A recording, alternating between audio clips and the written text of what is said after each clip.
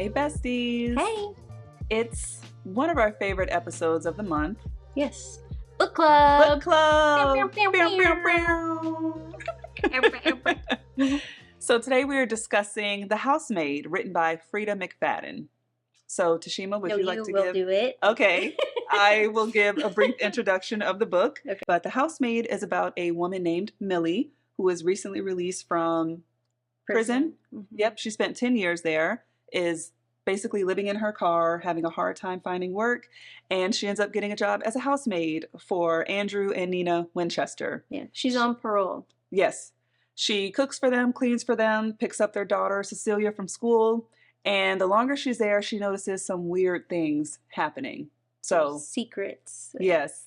And so she didn't disclose to them. So basically she's on parole.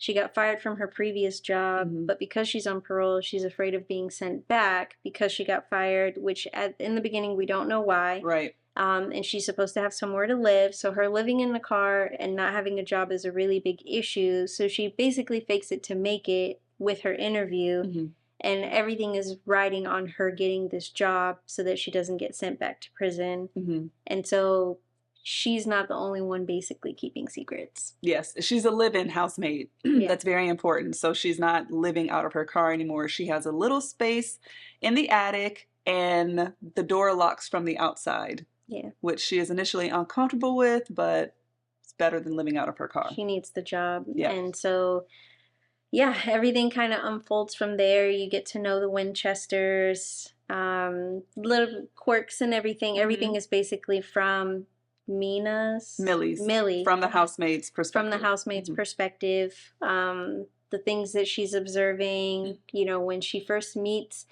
Nina, the woman of the house, she's very bubbly and put together, every hair in its place. But then when she gets offered the job, she's super excited. And then she shows up and the house is in complete disarray. Like she just had this huge party. And from there, things get really weird because Nina starts being very inconsistent with the things that she's being told. Yes. Or that she's telling Millie to do. She'll tell her to clean something and then say, no, I didn't tell you to clean it. She accuses her for stealing things, and taking she things. Pour milk directly on the floor. She would make messes in front of her just for her to go and clean them, just being really nasty to her. Just being very inconsistent. And then she starts hearing from other people that there were some mental health issues on Nina's side. Yeah, that she actually spent time, I think it was 7 or 8 months, in a psychiatric ward for trying to drown her daughter. Yeah, when she was an infant. Yes. So, yeah. So, yeah, it gets intense. So, yeah. Hope that's enough to whet the appetite to get you. Yeah. But hopefully you've read the book if you haven't. Yeah, you don't want to go and do that. You want to go check that out. Because we just told you the whole book. So this is a super popular book. What are your thoughts on it? How would you rate it on a scale of 1 to 5? I would give it a solid 4. Same. I liked the book. I enjoyed it, especially for it being such a short book. It's when I first started, so I started listening on a Monday, I believe, and I had finished the book by that Wednesday, Thursday. Love those books. Yeah, and so it felt good to not be tied to a book for like a month or something. But then it also, there were a couple things where it was a little too sketch, you know, things that just were like, come on, that's a reach. Yeah. Like, Yeah. Yeah. What about you? For me, I agree. I think it was well written. I think I ended the book not having any questions about anything. I think it answered everything. The reason why I don't give it a 5 is just because, same with you, I felt like some things were a little bit like, that's too much of a reach. Yeah. And I think Andrew's punishments were just really strange to me. Yeah. Not the fact that he did them, but how he did them and what specifically he did. Oh, what he did to punish her. Yes. Oh, okay. And Nina, it just seemed like, what? Just very, I don't know. Not that I'm into punishments or really judge punishments or whatever. It just seemed like, okay, that's weird, you know. But then in the end, the comment from his mom, you can kind of deduce that she probably did things like that, made him self-punish, self-harm himself when he was a kid. So then you kind of, like I said, all the loose ends were tied up. But Yeah. I have a couple of book club questions. Okay. Were you surprised by part 2 and the switch to Nina's perspective? I wasn't surprised. Like the revelation of Like like, basically how it's like Millie, Millie, Millie, and then part 2, you hear from Nina for the first time in the book, and she's basically explaining why she's being disheveled, why she's treating Millie the way that she was. no.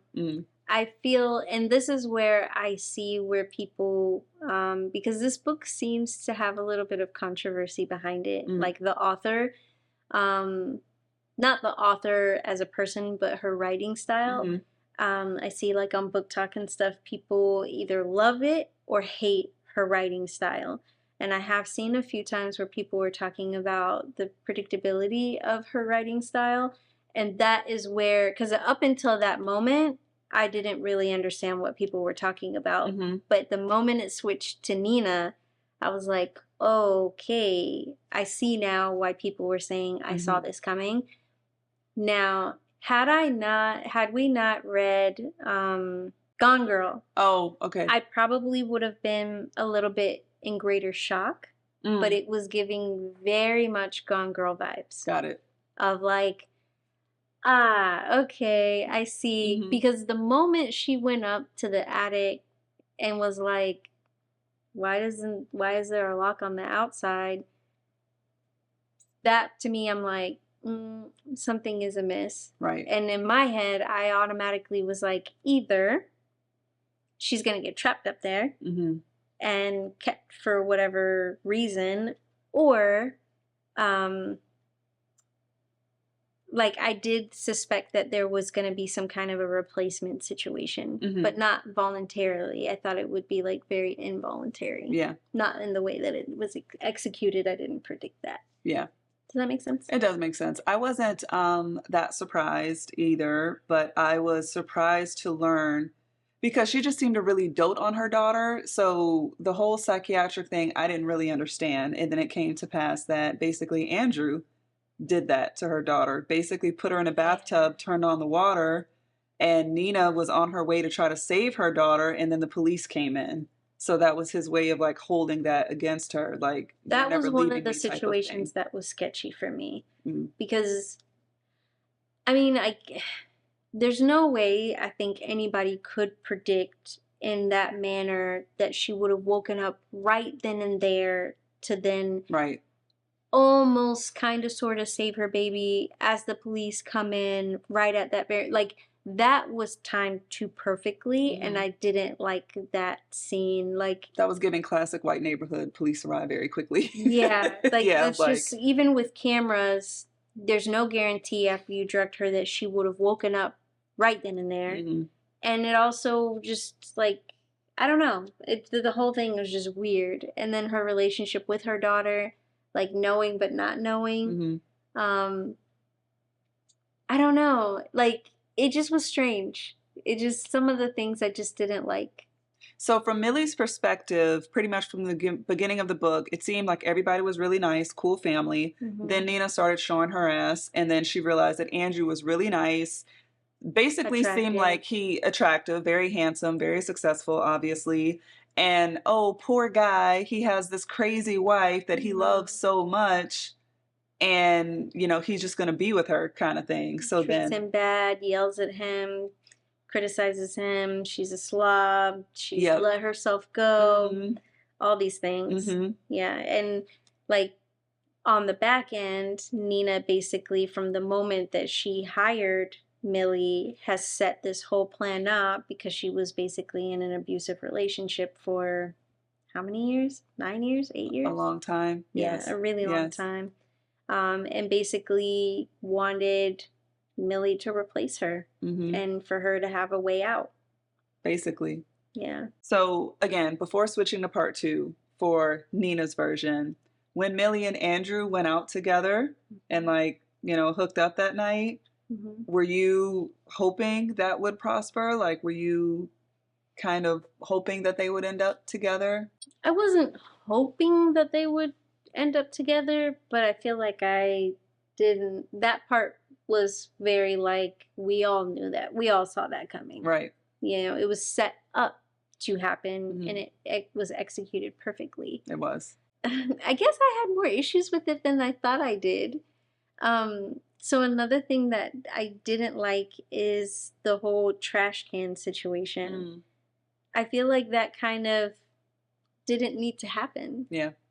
I feel like you could have cut that whole part out about the text message about the trash, about waking up later and missing the trash, asking Ivan? Enzo. Enzo. Asking Enzo to get rid of the trash. Like, that whole bit served zero purpose. The stressor should have been more like, oh my God, right, she's coming home today. She said she was going to be home in the morning, let's just say. Right. And the sun is out and we're still here in these same clothes. And then you pull up, Enzo sees you and he's like, you need to get, like, you did the whole trash thing. I was just like, why did we just spend so much time on trash? Right. But then I guess in talking about it, now that I'm saying it out loud, the interaction between Enzo and Andrew about the trash put a bad taste in my mouth. That was the first time that you really got to see Andrew be a really dick. Is. Right. So I guess I kind of see where, now that I'm saying it out loud, I can see why. I just initially, I'm like, what is with this trash? But it did put a bad taste in my mouth because I'm like, wow, he's such a schmuck. What did you think of Enzo's character? I was so confused by him. I thought it was really cool to find out that he had been helping Nina throughout that time, like get her stuff in order. But then when he showed up at her hotel room and they hooked up, I just wish it wouldn't have been that. And then he watched her daughter. Yeah. So that she could go back to the house. And then they decided that they were going to move after everything was over. He didn't want to move with her, but then he ends up with Millie. Which I thought was weird AF. Yeah. Okay. Yeah, the whole thing was weird, especially the way that he reacted to her when she was like, do you want company? And then he like basically cussed her out in Italian. Which was the most memorable scene for you? Andy, I keep wanting to say Andy, I'm just going to call him Andy. Andy being locked in the room. Same. Like her getting out with the mace or the pepper spray or whatever, and then like everything after that. Chef's kiss. Chef's kiss for sure. Oh, so it comes to pass that we find out Millie actually has a history of like vigilante type violence. Like she don't come looking for it, but if you about it, she'll come with it. So when she was in college, she essentially walked in on a boy sexually assaulting her best friend. She then killed that boy in the heat of it, and her friend never spoke to her again after that. Which, what kind of shit is that? Yeah, but in the manner that the rage that she had in that moment, I think is what made people uncomfortable, because she didn't just hit him so that her friend could get away. Yeah, she basically, being like 100-something pounds, beat this 200-something pound football player in the head with this a paperweight. Yeah.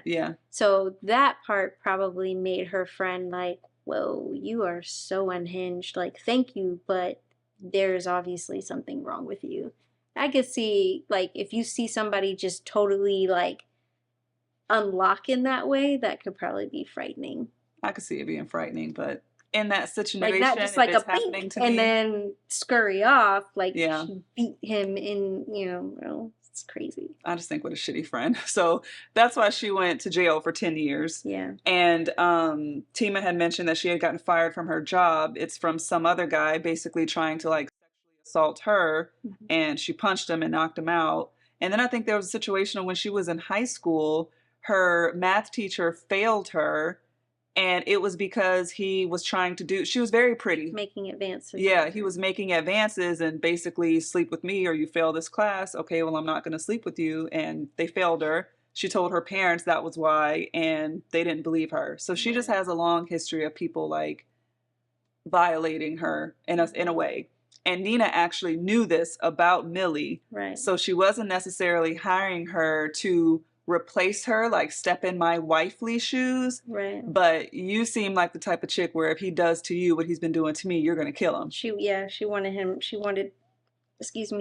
her to end him. Yeah, exactly what happened to her is what. And so Andrew would basically lock Nina in the attic and make her torture herself, like pull out 100 hairs and put them in this envelope because she let her roots grow out.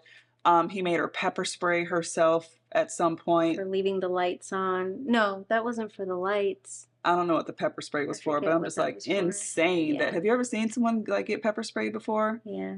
Like it's very intense. So he would have, just had her do like weird stuff. She had left a pee in a bucket, like literally lock her in there for days to where she couldn't come out. She has a certain amount of water. 3 bottles, torture tiny style. Bottles of water, Mm-hmm. and a little tiny mini fridge. Yep. And Nina had basically left a key for because she knew once like the honeymoon phase was going to be over. Like she knew Millie was going to end up in that attic at some point. She had set up for those two to go out on a date. Yeah, she basically set them up to have an affair. She started gaining weight. She started looking sloppy because she wanted to be less attractive to Andrew and make Millie be more attractive because he basically told her, "You're never going to leave me." Mm-hmm. So she did that to Millie. So yeah, just a very like strange, odd situation. But yeah, it was goals. Well, not goals, but it was like it was perfect. It was perfect. Ended in the way of like, justice was served. Something that I didn't like, and this is just like a me thing, is that Millie only gave her like a year's salary. Oh, Nina gave Millie a year's salary? Yeah, same. I'm like, she basically did your dirty work. You could have given her more than that, considering the amount of money that she got when her husband tragically locked himself in the attic and died. Yeah, so basically Millie, what did he lock Millie in the attic for? Was it just because she said that she wanted to sleep downstairs? No, she left his books out. She borrowed 3 books. That's right. And left them on the table and didn't put them away, so he locked her in the attic. And told her to hold those books on her stomach for 3 hours. Yeah. And then she did it for 3 hours. And he's like, basically, no, that was 2 hours, 59 seconds. You didn't do it. You have to do it all over So then she had to do it all over again. So yeah, tortured her. She's like, I'm running out of water. You should have rationed your water better. So whenever he was ready to let her out, she got that pepper sprayed him. She had the key, got him in there, had him put books on his genitals, same thing. And he had like an app on his phone where he could see inside of the room. On a hidden camera. On a hidden camera. So yeah, she had him do that. She had him pull out his own teeth. Yeah. But she had already drank the 3 bottles of water when he locked her in there. Yep. So when she escaped from the room, there was no water. So he had been in that room torturing himself per Millie's request. Mm-hmm. I think he was in there like 5 days, and he basically died from dehydration. Yep. Yeah. That was just, the whole thing was weird. The mom at the end. So I had a feeling that it was possible that the father had done the same thing to the mom. So for me, it was a plot twist to just hear that the mom was unhinged. Right. And that she just did all of this just because she was nuts. Yeah. And that she was like, she basically told Millie, I'm glad that you were able to stand up to him and teach him a lesson against not brushing his teeth. Yes. And that because if you don't brush your teeth, then you'll lose the privilege of having teeth. And I'm glad that she basically was like, I'm glad you had him, or I'm glad he lost his teeth and that he died. Nina finds out about the affair, which she knew about the affair because she totally set it up. When she brought it up to Andrew, he kicked her out of the house. She goes to a hotel. This is when all this is happening in the attic between Millie and Andrew. Enzo, who was the landscaper, which had secretly been helping like Nina plot her escape, and who Millie tried to holler at initially, and he didn't want any parts of it then. He went to Nina's hotel room. And Nina's like, good, my plan worked. And he essentially is the one who told her, like, that's not cool, what you're doing to her. He didn't, so he basically did the passports, the money, the escape route, and all that, he didn't realize that. So Nina never told him that part of her plan was to have Millie take her place, because originally it was just supposed to be an escape. But then Andrew ended up finding the safe deposit box with the passports and the money. Not all of the money, because she had more than one. So then she basically came up with a plan B, because Enzo's plan B was for him to just murder Andrew, because he had a sister who ended up dying because of domestic violence. So he also has a little bit of that, like, I couldn't save my sister, so I want to do whatever I can you. For you. But putting, I keep getting their names mixed up. Putting Millie in her place was never part of the plan that he was privy to. So he was very upset and taken aback, and was like, you know how this feels, and you are going to put her and just leave her there? But he also wasn't privy to Millie's background. So he didn't really get the whole, like, trust me, this chick is unhinged and she'll be fine. I gave her the key and I gave her some pepper spray. Yeah, she's gone. Trust me when I tell you, she will be just fine. And he's still seeing this frail little housekeeper, not realizing that she's a little... But yeah, I thought the book was good. I am looking forward to reading the next one. I look forward to it too. So basically, besties, the way that it ends, which you would already know because you read the book, is that at the end of it, Millie had given the recommendation to a friend to hire... No. Why do I keep mixing up their names? Nina recommended Millie as Hold on. Go to, like, before the funeral, before, like, what happened when Nina went back to the house. Oh, so when Nina went back to the house, she found out that he locked Millie in the room. She confirmed that he was dead, and she basically was like, I put you in this position. I'm going to take care of it. You get out of here. Because at this point, you have way more to lose in a way, and it's not really your fault. So she grew a conscience. She took the L, which turned out to not be a L, because the police officer who showed up at the scene was dating Andrew in the very beginning. They briefly talk about a fiance that nobody was able to find, who apparently had changed her name and disappeared off the face of the earth and hadn't dated anyone since she talked to Andrew. And would not actually tell anybody what happened while they were dating. So it obviously goes without saying that there was some kind of emotional or verbal abuse in that relationship as well. And so then that police officer was friends with the Emmy, who kind of worked it out so that it just seemed like he died of dehydration, and not that he was missing teeth and all of these things. Had bruising on his pelvis. He was jacked up. It sounded like he was really messed up. Mangled. And so then a year goes by, and Nina recommended Millie as a housekeeper, live-in housekeeper for a friend of hers. And then during the interview, this other woman is basically like telling her without telling her that she's in an abusive relationship. Millie's showing her some bruises on her neck, and is like, can you help me? And she was like, absolutely. And before then, so after all that happened, we said that Nina gave Millie a year's salary and then basically sent her a picture of her and her daughter, Cece, at the beach. And it just said, thank you for this. And then her and Nina didn't speak at all after that. So when she's at this new interview, she had no idea. It wasn't until the lady said, Nina recommended you. And then she saw the bruises and she's like, okay. She was able to read me around her circles. Like, So this woman, it seems like the epilogue kind of gives you the idea that she is in a physically abusive relationship. I am very interested to read this next book, because I'm wondering, like, how will all of this play out? Because you're already not, because basically Millie said that she had given, I did it again.